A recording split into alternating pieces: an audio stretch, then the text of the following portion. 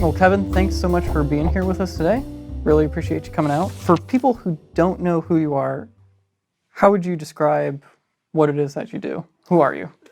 I was one of the co-founders of a company called Infinity Box Inc. We were a YC seeded company back in winter of 2006, and we built a product called WuFoo. And I did all the design and UX work over there. Last year, in April 2011, we were acquired by SurveyMonkey, and now I work as a senior product manager at SurveyMonkey. So I work on several different projects there, just basically focusing on modernizing their app and also maintaining sort of high quality user experience for all of their products. I think you're in this interesting space between design and entrepreneurship that is pretty unique. Would you describe yourself as mostly a designer or mostly an entrepreneur or this mix of both? I think I fill whatever role is needed of me at the time. So if it needs to be copywriting, I'll figure that out. And that's part of like just being an entrepreneur. But most of my background is in design. So a lot of my expertise in the stuff that I can dive deep on is in terms of UX, usability, H5, all that kind of stuff. That makes it really useful because I get to use that lens in terms of how I look at everything, in terms of like using design thinking to solve everything from copywriting to business tactics to like personnel issues and all that other kind of stuff that comes up when you're trying to make any kind of organization run successfully. So I want to go back to the beginning. Where did you grow up and what were you interested in when you were growing up? My father was in the Air Force, and so he met my mother in Korea. And then when I was about 4 or 5, we got stationed in Tampa, Florida at MacDill Air Force Base. And because he did cryptography there, we were really lucky because there's not too many other bases that do that kind of work. And so he basically stayed there for the rest of his career in the military. And so I grew up on the East Coast in Florida. And the stuff that I was interested when I was young actually was in not so much design, but like video work. And so a lot of stuff I studied in college was like video production stuff. I also worked on the newspaper, so I had a very strong background in publication and actually rose up on the newspaper at my college through the design track. So I did like all the advertising design and college design, but I also loved writing because I was also dual major in modern American literature. And as a result, I did a lot of writing for the newspaper and editorials and ended up becoming editor-in-chief ultimately of that publication. The other thing I studied in college was digital arts, which is an interesting liberal arts degree that combined computer science, art, and music. And so I worked on interfaces for museums, doing interactive displays, designing virtual musical instruments, and doing a lot of different sort of fine art exhibits. And that sort of helped hone a lot of interesting ways to think about not just design, but art in general and how I should create experiences for people, especially in a public space. So it's very directly related to what you're doing now. Yeah, interesting enough. Like all those skills, like prepared me for what I do right now in terms of like running a software project is not unlike running like any kind of publication project where you have like agile development in regards to regular publication schedules for code deployment. And whether it's writing good code or writing good copy, really good thinking that surrounds those ideas are oftentimes one and the same. And then all the stuff for the digital art stuff, it helped shape sort of the kind of software that I was interested in, software that would engage people, even if they, the primary task was to do something as mundane as like create a form or deploy an online survey. I felt like there's all these little touches you can do in terms of making there be an emotional response and also there being sort of like a holistic understanding that this doesn't have to remind you that you work in a cubicle, but when you use the software, we can add a little bit of delight for the small amount of time that you're going to have using it. Right. I feel like a lot of people coming out of college right now just come out unemployed. They learn all these skills that aren't really maybe directly applicable to what it is that they want to do. How did you personally make that transition? Were you just employed right away? Did you have like an internship or did you freelance or? So I had an interesting path. After college, my goal was to take a year off and then eventually apply for graduate school and then get my MFA and teach art to hippies. So that was like my big dream. Right on. what ended up happening is in that year off, I worked with some guys who ended up being the co-founders with the company that I helped found. And, just I easily get bored, and we're working just in a university environment, and we're building all these simple database applications. And as a side project, we were like, there's lots of things that are interesting that we could do because the job wasn't fulfilling in and of itself.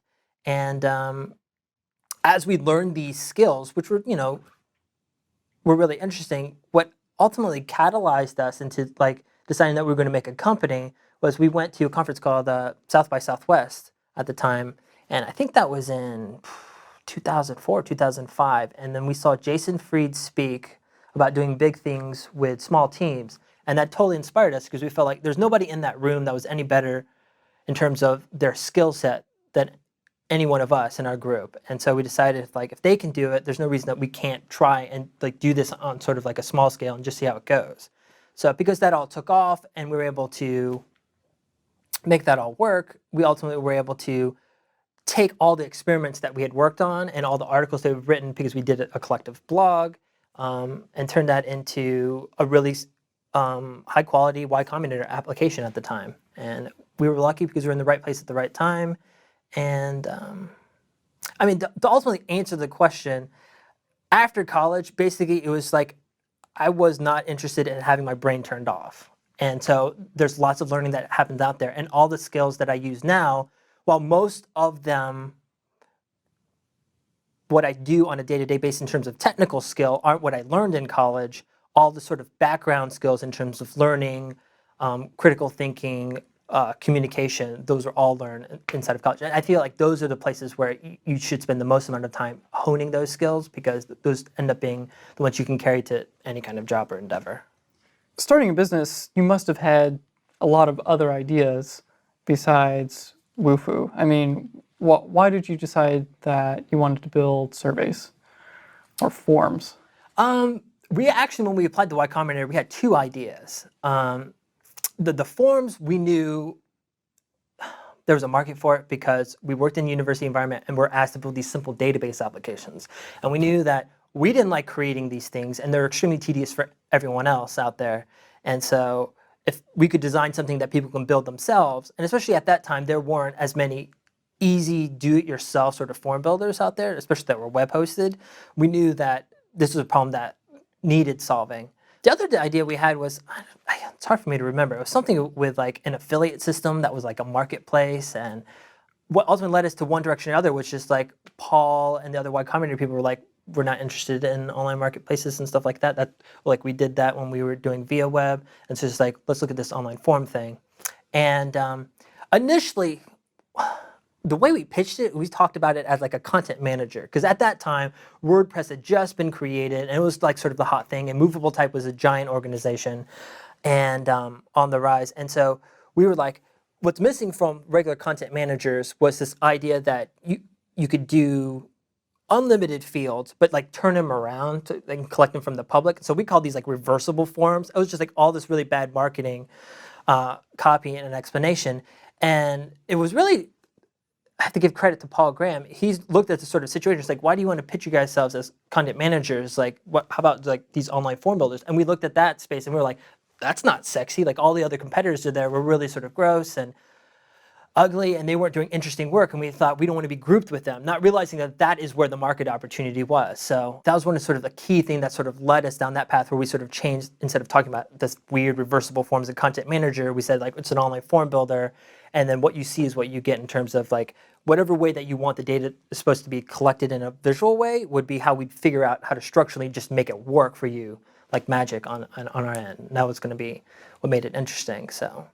And this was a Y Combinator project, but you did all of this outside the Bay Area. I mean, you did this just in Tampa, Florida, right? Well, that's where we did most of the development for WuFoo. So we pitched it to Y Combinator, and we got accepted into the program. So we flew out to Mountain View, what was that, January 2006. And then we worked from January until April working on the project, and we pitched it to a room full of investors.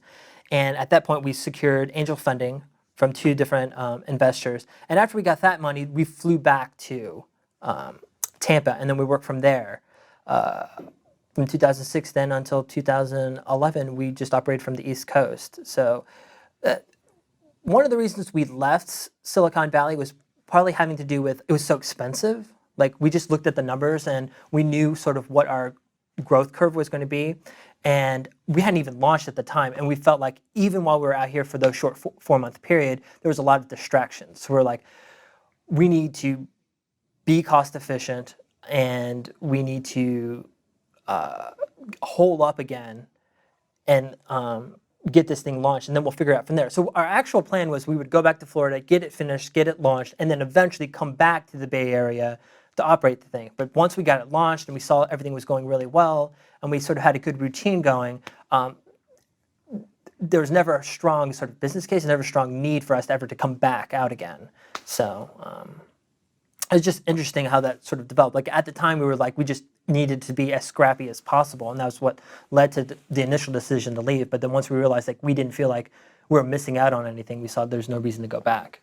So it was made financial sense, and it was a distraction-free environment. Mm-hmm. Oh, that's interesting. So a lot of startup founders place so much emphasis on the technology side of things, but I feel like WuFoo, it solves a problem really well, but you guys put an emphasis on just the personality of the product.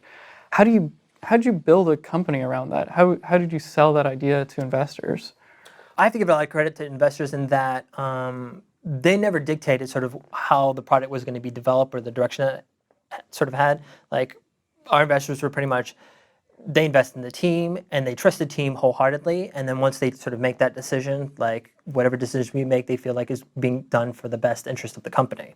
So we never had to worry about sort of their thoughts and reflections. In terms of how we wanted to approach things on the business side, it kind of made sense just in terms of like good moral and ethical decision making in regards to what you have to do for supporting customers. Like a lot of people, when they start getting the money, they try to outsource the pain points of the creation process, and they say, all this customer support, I'm going to have someone else work on it. And for us, partly because we wanted to be scrappy, but also because like we knew that there was some kind of secret there in regards to like our customers. Like the more we listened to them and more we interacted with them, the more delighted they were. And I remember you telling the story about how you wrote handwritten thank you cards to all of your customers, and how that's just amazing that a company could be so customer service driven. I think that came out of just like it was super easy to think about in regards to like where does humility and sort of gratitude like play a role in a startup. And at the time, Chris Campbell, he had one Christmas where he had written a bunch of thank you cards due to the advice of his parents, and he noticed the following year that all his sort of extended family gave better presents the following year. It's sort of like they could tell that they were grateful for it. And we figured like that principle, especially after reading a couple stuff on positive psychology, like that should work inside of our company. So we just played it as an experiment just to see, all right, well, we have some time and we have a manageable number of paying customers. Let's write them all handwritten thank you cards, and it should be a nice surprise for them. So it took us about 2 days that first Christmas to write Christmas cards to all of them, and showing our appreciation. And what led to us doing the thank you cards regularly was the following Christmas, we had so many customers that there's no way that the three of us could write out all these Christmas cards to all these users. So we had read in a couple books that the customer segment you should focus on the most is the one that's the most profitable.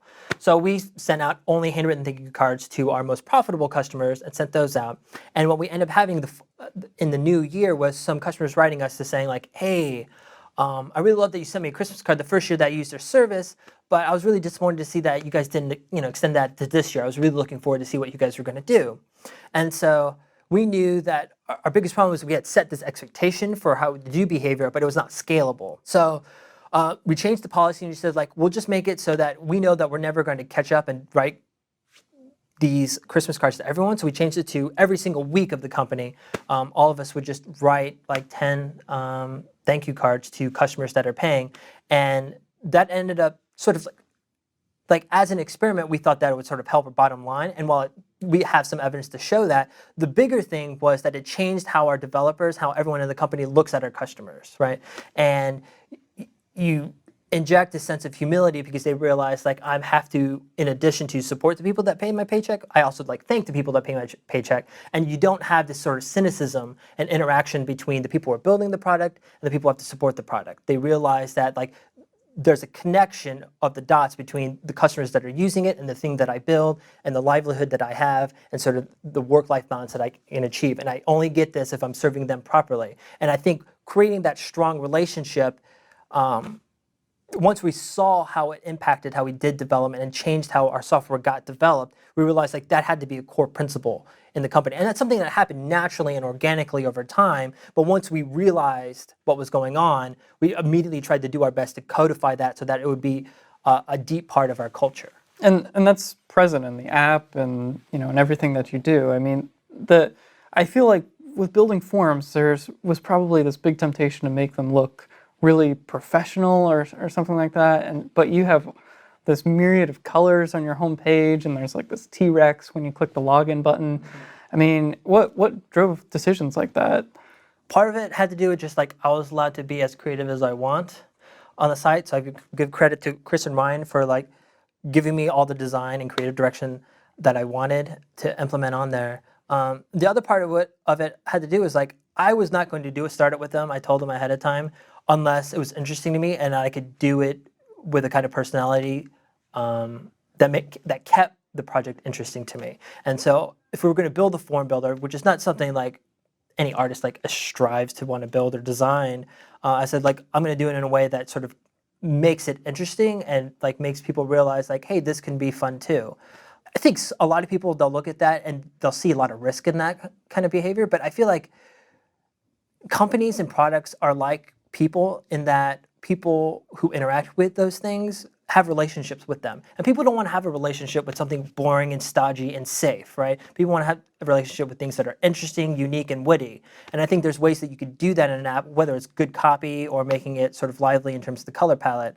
And all those little decisions kind of like shape and change the relationship. And the more dynamic you can make that relationship, whether it's through the design or the interaction they have with the people of your company, the stronger it is and extremely necessary when you need that relationship to be strong. For example, when you make a mistake or you have an issue or they run into a problem, they give you the benefit of the doubt because they see that you care that this product is a product that's made by humans. I don't know, there's just all these interesting things that came down the line. And we never had a problem with other companies and cultures who you think would be sort of enterprise or sort of extremely conservative have problems with sort of the flavor of our app because like there was lots of customization there, but in terms of when they interacted with it, it would always be some kind of person behind the scenes, and they enjoyed that experience of using the software and allowed them to look good regardless of whatever it is sort of interesting thing that we tried to do. The hard part about our software and what people try to emulate sometimes and they get wrong is that it is a funny app or what have you. And I think a sense of humor is a difficult thing to sort of like balance. I think a lot of people try to do funny as opposed to sort of witty. And then especially when there's things that go wrong, I don't think those are the times when you sort of have a sense of humor. So always you sort of see this dividing line, like things that we want to try to introduce to people, we try to be interesting. And then things that when things go wrong, we're very straightforward and try to be as clear as possible so that way people feel safe when we have problems and issues. Kind of sort of what you want to expect from people in terms of changing their tone depending on sort of the circumstances at hand. Now, when you talk about relationships, you really mean that. I've seen you talk about this in at conferences where you say that these apps are really like a marriage, or you should apply strategies for good relationships to web apps. So that's really interesting. So WuFoo was acquired by SurveyMonkey about a year ago. Were you looking to get acquired, or was that just something that came at the right time, or what's the story there? So over the 5 years that we operated WuFoo, we got multiple acquisition offers. And so we never had a problem of people being interested in sort of leveraging our app. We never found a suitor that felt right to us. So SurveyMonkey had approached us even a year before we had even started doing the talks in. We had turned them down quite easily then because we weren't interested. But we keep in touch with everyone. We do a really good job of making sure that anybody that interested in a relationship with sort of our team and interested in our product, we kept up to date with. In about 2003, a private equity firm was interested in SurveyMonkey, and the brothers sold controlling interest to them, and then they put in a new CEO, Dave Goldberg, in place, and he hired out a whole new technical team and engineering staff out here in Palo Alto. So essentially what they were doing was building a whole new app. They're rewriting the app from scratch, helping it deploy in other languages and in other markets. And those were things that we were actually interested in for WuFoo eventually. And they told us that they had already done this, and essentially their culture, because they're building it from the ground up in a new place, was essentially kind of like a startup in that anything can happen and anyone can have a whole lot of responsibility. And that the one sort of interesting about them is that they had lots of revenue. So they were going to have to be beholden to VCs or what have you to sort of change the direction or sort of answer a lot of different questions. And they were still private at the time. And when they talked to us, they said, we love what you're doing at WuFoo and we love the DNA of the product. And they, unlike a lot of other companies and suitors that are interested in us, weren't interested in shutting it down. They knew our business well because it was very similar to their own. They wanted WuFoo to stay on. And if anything, they wanted more of sort of the WuFoo personality and style to make it inside of the SurveyMonkey product. And we met with their team, we met with the executive board, and we just felt like all our sort of interests were aligned, and it just made like a good fit. And so we made sure that we got a great package for all of our employees. And when we sat down with them, and we said like, this is what's going to happen, and we think this is going to be better for everyone in terms of like there's a lot of responsibility that is up for the taking if you're interested in it, and you guys are held in high regard because you're part of the WuFoo team. And so if you want your career to move forward from here on out and be able to like run other products and what have you, you should come with us to SurveyMonkey. And we're really blessed to have every single employee of ours, we had 10 people at the time, agreed to it, and they moved all out here to the West Coast and sort of uprooted their families. And it's not something that we had expected, but it showed that they had a lot of trust and faith in us. They basically said, well, if you think this is the right thing to do, you guys have always done right by us, we'll follow you wherever you need to go. So you were 10 people at the time. How big was SurveyMonkey? they're a little over 100 people at the time. Okay. And today, how large are they? They're about 200 people. So part of that large increase also happened due to they acquired another company called Zoomerang, which is sort of number 2 in the survey space. And they're a very large company. What's interesting about their product was that all of their features are being rolled into SurveyMonkey, and then all those users are getting migrated over, while WuFoo will continue to stay on as a separate product.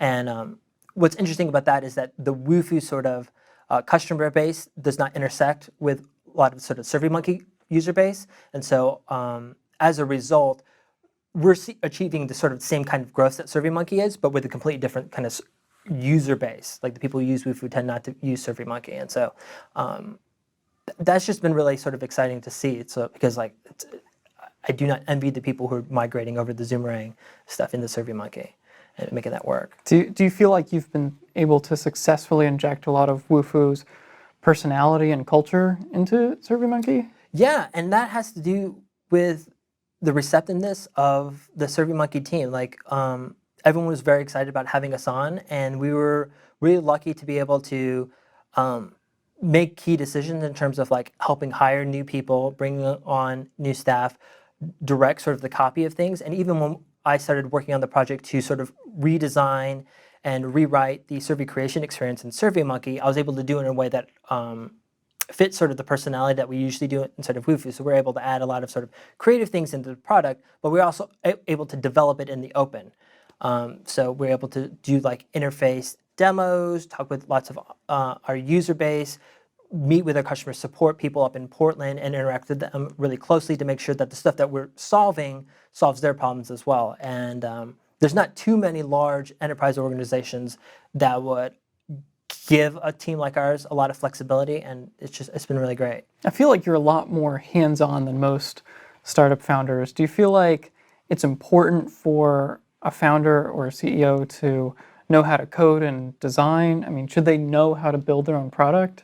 I think there are lots of examples of successful CEOs and founders with all ranges of skills. And I think it definitely helps if you're a technical co-founder But I do know that there's lots of pitfalls with being a technical co-founder, because sometimes you don't migrate on to like work on bigger decisions, or you end up getting caught into this trap of micromanaging because you know how things should be working.